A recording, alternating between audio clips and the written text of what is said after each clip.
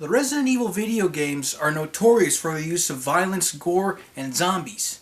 But do the books stay true to the video game's survival horror atmosphere?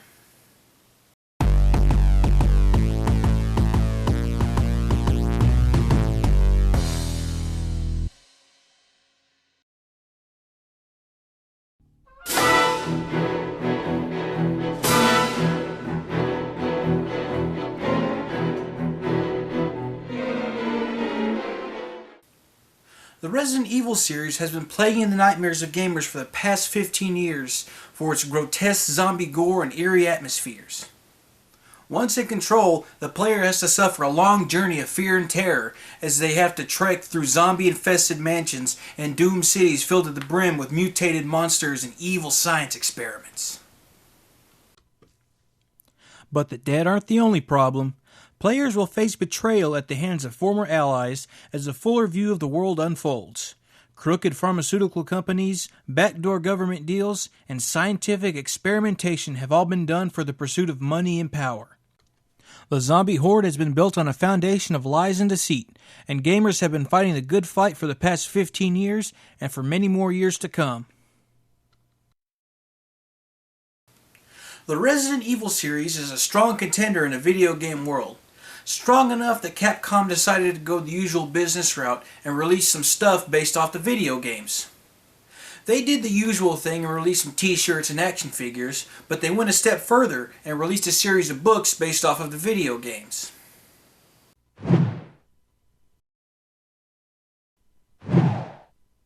Capcom released 7 books based off of the Resident Evil series. 5 of the books were direct novelizations of Resident Evil 1, 2, 3, Code Veronica, and Resident Evil 0, while the other 2 books, Caliban Cove and Underworld, are completely original stories that happened between the games. The books were written by sci-fi author S.D. Perry, who also wrote books based off of other popular sci-fi franchises, including Star Trek and Aliens.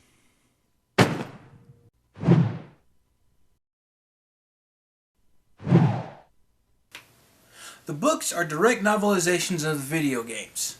All the characters and settings appear in the books as they did in the video game, even though the author took a few liberties here and there, but for the most part, Chris is still Chris, Jill is still Jill, and the zombies still try to kill everybody. If you like playing the video games, you'll feel right at home reading the books. The Resident Evil games have a lot of weight in the gameplay department. Besides the survival horror gameplay, there's a big story filled with complex characters. But seeing that it's a video game, players are more focused on collecting ammo, eliminating the opposition, and above all else, staying alive. All the game gives us is that most of the characters come from a special ops team and have backgrounds in the military. The novelizations give fans a chance to immerse themselves deeper into the franchise, as you get a better understanding of how the characters react to the zombie environment inside and out. The author did a great job at adding more context to the main characters than the simple backstories that were offered in the games.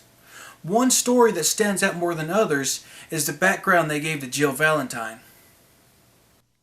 We all know Jill Valentine as the Master of Unlocking, but where did she get her lock-picking prowess? It turns out that Jill's father, Dick Valentine, was a career criminal that excelled at burglary and taught Jill all the tricks of the trade. Jill was on the way to following in her father's thieving footsteps, but Dick wanted his daughter to have a better life and convinced her to give up crime. There are a lot more inner monologues given to the other characters, but I happen to like this one the most. Who would have thought that Jill's illustrious law enforcement career had its roots seated in crime?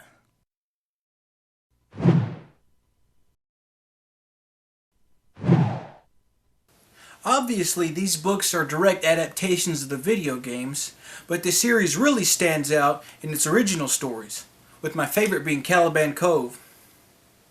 Just by looking at the cover, you can tell that this story is all about Rebecca Chambers, the field medic found in Chris's main campaign story from the first Resident Evil.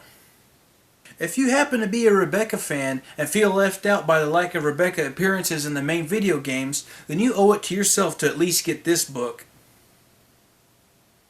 S.D. Perry is successful in adding something to Rebecca Chambers that all of the games had yet to do themselves: character development and growth. From playing the first Resident Evil, the only information you get about Rebecca is that she is a field medic, is in constant need of protection, and a very inexperienced member of the STARS unit. Wait, what is that? My interpretation is off a little. In Caliban Cove, you get a chance to see Rebecca rise up from her little girl in danger role and become a very capable field agent just 2 weeks after the events of the Spencer Mansion.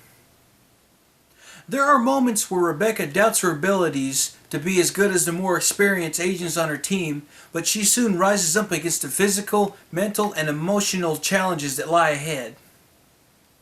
S.D. Perry does a great job at taking a very minor, and unfortunately forgettable, supporting character from the game and turn her into a very accomplished and proficient team player.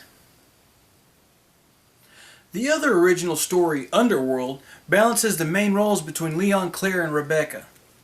They are sent on another mission to take down Umbrella in parts unknown, but if you pay close attention, you get the feeling that this book is more about the mystery man Trent. He only makes a few appearances in the book, but he still plays a major role in the overall story.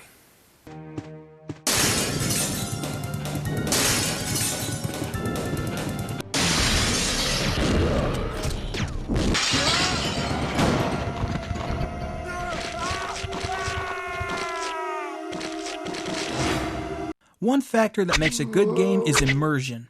When you play a game, you should feel like you are actually a part of that world. The Resident Evil games do a great job of putting you in a world filled with zombies, monsters, and not enough bullets to deal with them all. These books do an excellent job of keeping you in this horror-infested world. The books also add a few elements to further immerse you in the zombie nightmare. Let's leave the books and go back to the games for a second. Visually, the Resident Evil games are known for their intense violence and gore.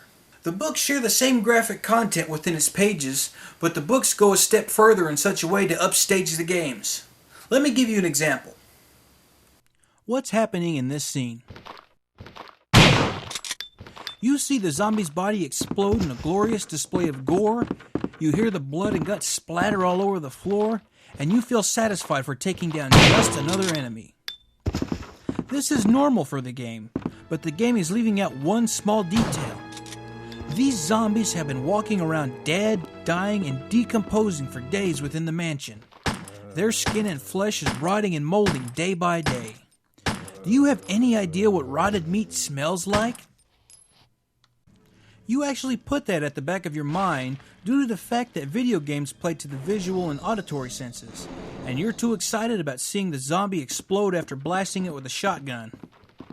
But imagine all the zombie's decrepit innards, all the caustic gases within his decaying body, escaping into the air and into your breathing space. These books add that factor back into play with phenomenal results on more than one occasion. The zombie groaned as Chris fired a blank into its gut twice. The shots were muffled by its rancid flesh and it fell against him, expelling a rush of foul, stinking air across his face. Chris backed away, wiping the Beretta against his vest as he took deep breaths, trying desperately not to vomit. The zombie out in the hall had been a desiccated mess, shriveled and dry.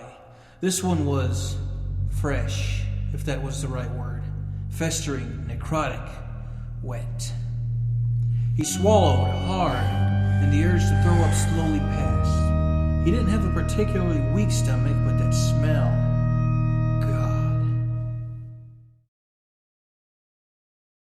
The Resident Evil book series is a great addition to the franchise. Fans of the games will feel right at home reading these books. You get the same survival horror experience that's present in the video games with the added bonus of character development and stronger story presentation. If you're familiar with the games, reading the adaptations may feel more of the same regardless of the author taking you down a slightly different path. However, I do recommend you at least take a look at the original stories Caliban Cove and Underworld. Even though they are not officially a part of the timeline, they really add to the Resident Evil franchise in many ways the games cannot. So there you have it, the Resident Evil book series by S.D. Perry. Every book in the series stays true to the original games, with their inclusion of main characters, settings, and zombie terror. The main game adaptations make a great addition to your collection, and the original stories are definitely worth having. If you're not a big fan of paperback books, then these books are available as ebooks from Amazon and iTunes. Thanks for watching, and tune in next time, so we'll take a look at Modern Warfare 2 Ghost, a 6-issue comic book series based off the popular first-person shooter game Modern Warfare 2.